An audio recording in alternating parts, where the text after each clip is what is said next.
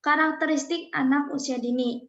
Secara umum, masa ini memiliki karakteristik atau sifat sebagai berikut. Menurut M. Salahuddin dan Tahlat Hatimah dalam M. Ali tahun 2007, yang pertama yaitu unik. Artinya setiap anak itu berbeda satu sama lainnya. Anak memiliki sifat bawaan, minat, kapabilitas, dan latar belakang kehidupan masing-masing.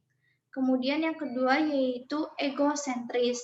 Anak lebih cenderung melihat dan memahami sesuatu dari sudut pandang dan kepentingannya sendiri. Kemudian yang ketiga yaitu aktif dan energi. Anak lazimnya senang melakukan berbagai aktivitas selama terjaga dari tidur. Anak seolah tidak pernah lelah dan tidak pernah bosan dan tidak pernah berhenti dari aktivitas. Terus yang ke B yaitu perkembangan kognitif anak usia dini. Yang pertama, anak itu mampu berpikir dengan menggunakan simbol, symbolic function. Kemampuan ini merupakan subtahap pertama pada praoperasional yang terjadi kira-kira antara usia 2-4 tahun. Yang kedua yaitu berpikirnya masih dibatasi oleh persepsinya. Mereka masih hingga kini apa yang dilihatnya dan hanya berfokus kepada suatu atribut atau dimensi terhadap satu objek dalam waktu yang sama. Dan yang ketiga, dapat mengelompokkan suatu berdasarkan satu dimensi, seperti kesamaan warna, bentuk, dan ukuran. Beberapa yang ketiga yaitu beberapa upaya memfasilitasi perkembangan anak usia dini. Yang pertama, potensi fisik, yaitu bisa dari aspek kesehatan, motorik kasar dan halus, dan yang C itu pemahaman tentang bagian dan fungsi tubuh. Yang kemudian yaitu upaya pengembangan, yaitu mengembangkan pemahaman dan sikap positif terhadap kondisi fisiknya. Kemudian yaitu karakteristik pemahaman perkembangan anak usia sekolah. Perkembangan fisik motorik. 1. Sekolah merancang pembelajaran keterampilan yang bermanfaat bagi perkembangan dan kehidupan anak, seperti mengetik, menjahit, merupa, atau kerajinan tangan lainnya. Yang kedua yaitu sekolah memberikan pelajaran senam atau olahraga kepada para siswa dan sejenisnya disesuaikan dengan usia siswa. Yang ketiga yaitu sekolah perlu merekrut atau mengangkat guru-guru yang memiliki keahlian dalam bidang-bidang tersebut di atas. Kemudian yang B yaitu perkembangan emosi. Yang A yaitu mengembangkan iklim suasana kelas yang bebas dari ketegangan, seperti guru bersikap ramah, tidak judes, atau galak. Yang B yaitu memperlakukan siswa sebagai individu yang mempunyai harga diri, self-esteem, seperti guru menghargai pribadi, pendapat, dan hasil karya. Kemudian yang C memberikan nilai secara adil dan objektif, tidak memandang status sosial dari anak tersebut. Yang kemudian yang C adalah perkembangan sosial. Maksud perkembangan sosial ini adalah pencapaian kematangan dalam hubungan atau interaksi sosial. Dapat juga diartikan sebagai proses belajar untuk menyesuaikan diri dengan norma-norma kelompok, tradisi, dan moral agama.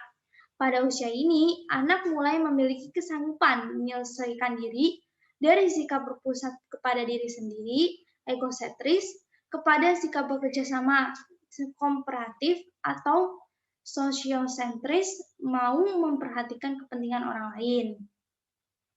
Kemudian, bab selanjutnya kita akan membahas tentang karakteristik pertumbuhan masa dewasa dan remaja. Yang A, makna masa remaja. Masa remaja merupakan masa transisi perkembangan antara masa anak dan masa ke dewasa, dimulai dari pubertas yang ditandai dengan perubahan yang pesat dalam berbagai aspek perkembangan, baik fisik maupun psikis. Yang B yaitu karakteristik setiap aspek perkembangan. Masa remaja diawali dengan pubertas, adalah masa kematangan fisik yang sangat cepat. yang meliputi aspek hormonal dan perubahan fisik. Perubahan fisik pada remaja pria meliputi membesarnya ukuran penis dan buah pelir, tumbuhnya bulu kapuk di bagian kemaluan, ketiak, dan di wajah, kemudian perubahan suara menjadi agak pembesar, dan terjadinya mimpi basah. Kemudian ada perkembangan emosi. Terdapat beberapa kompetensi emosi yang paling penting bagi remaja yang perlu dikembangkan, yaitu menurut Sarni 1999 dalam Santrong 2010. Ada kompetensi emosi, yaitu yang pertama, menyadari bahwa pengungkapan ekspresi emosi memainkan peranan penting dalam berhubungan sosial. Yang kedua adalah kemampuan mengatasi emosi yang negatif dengan strategi regulasi diri dalam mengurangi intensitas dan durasi emosi. Kemudian ada perkembangan kepribadian. Pengkajian tentang ciri-ciri dan karakteristik kepribadian telah lama dibicarakan, namun baru-baru ini peneliti memfokuskan kajian terhadap 5 faktor besar kepribadian, yaitu keterbukaan terhadap pengalaman dan kesadaran ekstraversi. Dan kemudian selanjutnya bab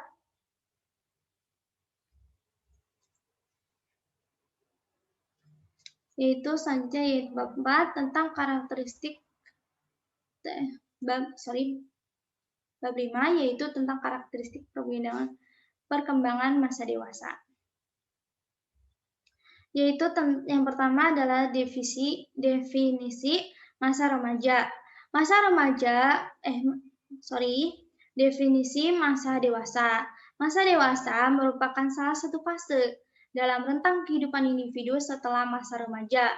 Pengertian masa dewasa ini dapat dihampiri dalam sisi biologis, psikologis, dan pedagogis, moral, spiritual.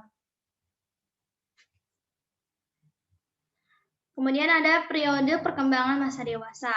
Menurut Harlow 1968, masa ini terbagi kepada 3 periode sebagai berikut. Masa dewasa awal dalam rentang usia 18 atau 20 sampai 40 tahun.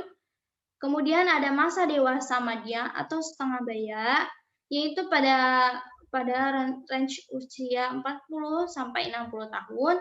Kemudian yang ketiga adalah masa dewasa lanjut atau masa usia tua, yaitu kisaran usia 60 hingga meninggal. Dan kemudian yang C adalah karakteristik perkembangan mahasiswa. Masa dewasa awal dinyatakan pula sebagai masa muda.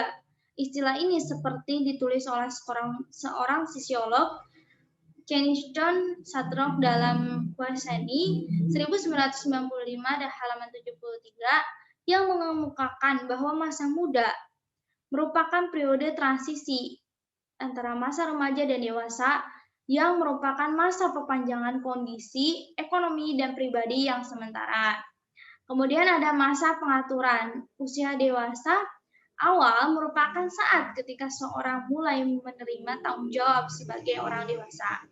Kemudian usia reproduktif. Usia dewasa awal merupakan masa yang paling produktif untuk memiliki keturunan dan memiliki anak mereka akan memiliki peran baru sebagai orang tua. Kemudian yang D yaitu masa dewasa awal sebagai masa persiapan pernikahan. Pernikahan adalah suatu ikatan yang terjalin di antara laki-laki dan perempuan yang telah memiliki komitmen untuk saling menyayangi, mengasihi, dan melindungi berdasarkan syariat agama. Pernikahan merupakan transisi kehidupan yang mencakup pengambilan peran baru sebagai suami atau istri dan menyesuaikan dalam kehidupan sebagai pasangan. Yang selanjutnya yaitu bab tentang kehidupan pribadi dan kepribadian anak. Yang pertama tentang pribadi dan kepribadian. Pribadi bersinonim dengan kata sendiri. Sendiri berasal dari kata diri yang dalam bahasa Inggrisnya adalah self. Diri digambarkan sebagai jumlah keseluruhan dari segala yang ada pada diri seseorang, yang di dalamnya terdiri atas tubuh, perilaku, pikiran, dan perasaan. Kemudian ada faktor-faktor yang mempengaruhi perkembangan pribadi. Faktor utama yang mempengaruhi perkembangan pribadi anak adalah kehidupan keluarga beserta berbagai aspeknya. Perkembangan anak yang menyangkut perkembangan psikofis dipengaruhi oleh status sosial ekonomi, filsafat hidup keluarga, dan serta hidup keluarga seperti kedisiplinan. Kemudian ada perbedaan individu dalam perkembangan pribadi. Lingkungan kehidupan sosial budaya yang mempengaruhi kehidupan pribadi seorang sangat kompleks dan heterogen. Kemudian ada upaya perkembangan kehidupan pribadi, hidup sehat dan teratur serta memanfaatkan waktu dengan baik, pengenalan dan pemahaman nilai dan moral yang berlaku di dalam kehidupan perlu ditanamkan dengan benar. Kemudian yang B, mengerjakan tugas dan pekerjaan praktis sehari-hari secara mandiri dengan penuh tanggung jawab.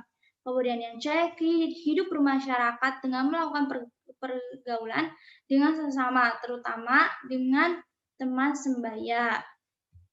Dan ada kepribadian anak. Kepribadian adalah seluruh sikap, ekspresi, perasaan, temperamen, ciri khas, dan perilaku seorang. Kemudian ada jenis-jenis kepribadian, yaitu kepribadian saunis atau si tukang bicara, kepribadian koleris, si pelaksana, kemudian yang C, kepribadian melankolis, si pemikir, dan D, pemikiran flegmatis, yaitu si pengamat.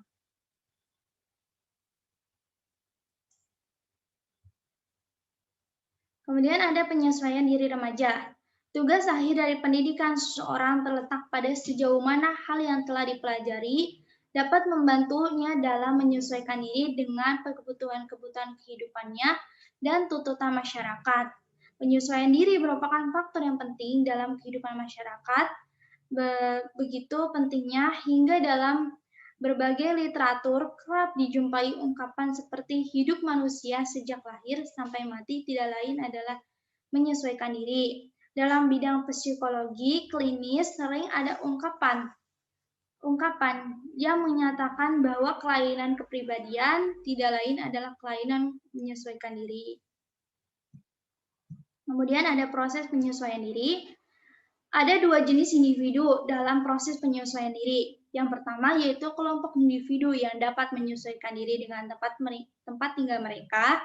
Dan yang kedua adalah kelompok individu yang tidak dapat menyesuaikan diri dengan kelompok tempat tinggal mereka. Kemudian faktor-faktornya yang mempengaruhi proses penyesuaian diri yaitu pertama kondisi jasmania. Kondisi jasmania seperti pembawaan dan struktur fisik dan temperamen sebagai disposisi yang diwariskan. Aspek perkembangan yang secara intrinsik berkaitan erat dengan susunan dan kontribusi tubuh.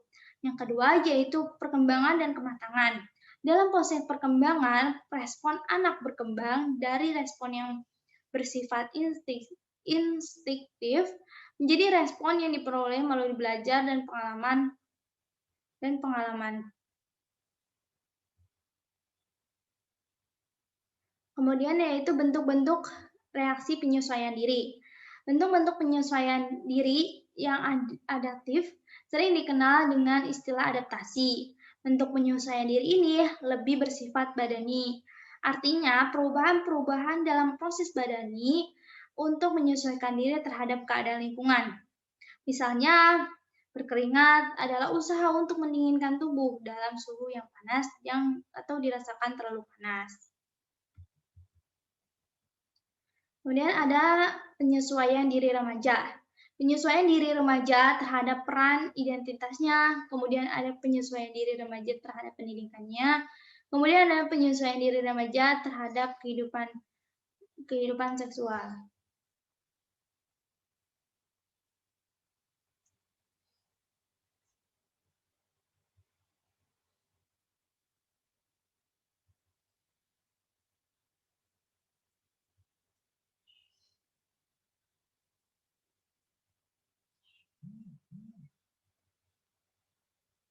Kemudian ada implikasi proses penyelesaian diri remaja terhadap penyelenggara pendidikan. Yang pertama, menciptakan situasi sekolah yang dapat menimbulkan rasa betah bagi anak didik, baik situasi emosional, fisik, maupun akademis. Yang kedua adalah menciptakan suasana belajar mengajar yang menyenangkan bagi anak. Kemudian yang ketiga, usaha memahami anak secara menyeluruh, baik belajar, sosial, maupun seluruh aspek pribadinya. Dan yang terakhir adalah peranan guru dalam memfasilitasi perkembangan peserta didik. Yang pertama adalah peranan guru. Guru itu dinilai sebagai pelaku utama dalam penerapan strategi atau metode sebagai guna menciptakan pencapaian untuk prestasi belajar siswa. Kemudian ada komponen kinerja profesional guru. Menurut Lewis Robin dalam Ornstein tahun 1990 mendeskripsikan gaya mengajar ke dalam 6 aspek, yaitu sebagai berikut. Explanatory, guru menjelaskan materi belajar dan aspek-aspek lain yang berkaitan dengan pelajaran. Kemudian ada inspiratory, yaitu guru mengstimulasi, memotivasi siswa, dan menampilkan kelibatan emosional dalam mengajar. Kemudian ada informatif, yaitu guru menyampaikan informasi melalui pernyataan-pernyataan verbal, dan siswa diharapkan mendengarkan dan mengikuti instruksi dari guru. Kemudian yang kedua, komparatif, yaitu guru memberikan feedback kepada siswa, menganalisis tugas-tugas, mendiagnosis kesalahan, dan memberikan nasihat. Dan kemudian kita akan membahas tentang gaya mengajar. Menurut Donald Madley, gaya mengajar guru ini merujuk kepada kemampuan guru untuk menciptakan iklim kelas. Sementara ahli lain menggambarkan gaya mengajar itu sebagai satu aspek ekspresif mengajar yang menyangkut karakteristik hubungan emosional antar guru siswa, seperti hangat atau dingin, dan aspek instrumental mengajar, yaitu menyangkut bagaimana guru memberikan tugas-tugas mengelola belajar dan merancang aturan-aturan kelas. Kemudian ada kemampuan berinteraksi dengan siswa. Ini dibagi dua, yaitu tentang komunikasi verbal dan komunikasi nonverbal. Komunikasi verbal dalam studi klasik, interaksi antara guru dan siswa dianalisis melalui perilaku bahasa linguistic behavior. Guru dan siswa di dalam kelas, kegiatan di dalam kelas pada umumnya didominasi oleh interaksi komunikasi verbal antara guru dan siswa. Kemudian ada komunikasi nonverbal, yaitu menurut Melis Peterson, komunikasi atau perilaku nonverbal di dalam kelas berkaitan dengan 3 fungsi guru, yaitu 1. Providing information atau mengkolaborasikan pernyataan verbal. 2. Yaitu regulating interaction, seperti merujuk seseorang. Yang kemudian yang ketiga adalah impressing intimacy atau linking seperti memberi senyuman atau menepuk bahu siswa. Kemudian extracting social control, yaitu memperkuat aturan kelas dengan mendekati atau mengambil jarak. Kemudian facilitating goals, yaitu menampilkan suatu keterampilan yang memerlukan aktivitas motorik atau gestur. Yang kemudian adalah dampak komunikasi nonverbal. Komunikasi nonverbal yang mendorong. Yang pertama, kontak mata. Sikap sabar, penuh perhatian, dan kemampuan untuk mendengarkan apa yang dikemukakan oleh siswa. Yang kedua, yaitu gerakan guru ke arah siswa. Dan yang ketiga, ketepukan guru terhadap bahu siswa. Kemudian ada komunikasi nonverbal yang membatasi, yaitu guru menunjukkan sikap ramah terhadap siswa. Guru menampar siswa, dan yang ketiga, guru memberikan peringatan kepada siswa dengan kata-kata kasar. Kemudian ada yang ketiga adalah karakteristik pribadi. Rias mengklarifikasikan karakteristik guru itu ke dalam 4 klaster dimensi guru, yaitu 1. Kreatif. Guru yang kreatif bersifat imajinatif, senang bereksperimen, dan orisinal. Sedangkan yang tidak kreatif bersikap rutin, bersifat eksak, dan berhati-hati. Kemudian yang kedua dinamis. Guru yang dinamis ini bersifat energik dan ekstrovert, sedangkan yang tidak dinamis bersifat pasif dan menghindar dan menyerah. Kemudian yang ketiga ada tipe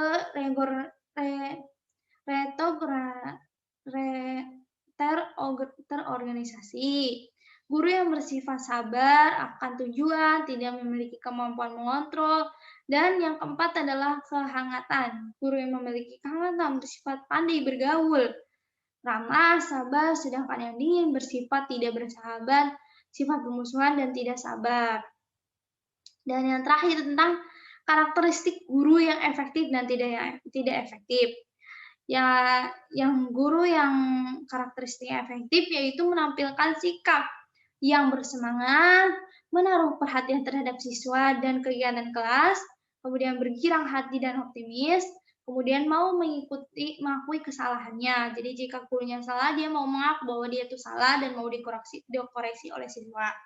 Kemudian ada karakteristik non-efektif, yaitu bersifat apatis atau malas, kemudian kurang menaruh perhatian terhadap siswa dan kegiatan kelas, kemudian depresi atau pesimis. Jadi ketika ada muridnya yang tidak bisa, dia akan pusing sendiri dan pesimis dan tidak mau mengajarkan lagi. Kemudian mudah naik darah dan mudah bingung. Mudah naik darah maksudnya ini adalah mudah emosi ketika ada murid yang perlakuannya kurang menyenangkan bagi dia. Dan mudah bingung, jadi jika ada permasalahan dia justru bingung dan tidak mencari solusinya.